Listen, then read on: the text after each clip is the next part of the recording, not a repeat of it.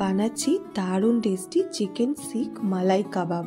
এটার জন্য প্রথমে মিক্সার গ্রাইন্ডারে চিকেন বোনলেস নিয়েছি, পাউরুটি আর পেঁয়াজ, আর দিয়েছি লঙ্কা কুচি, আদা রসুন বাটা, নুন, লঙ্কার গুঁড়ো, ধনে গুঁড়ো, জিরে গুঁড়ো, হলুদ গুঁড়ো, দিয়েছিলাম গরম মশলা গুঁড়ো, তারপরে সামান্য বাটার আর ধনে পাতা দিয়ে একটা পেস্ট বানিয়ে নেবো।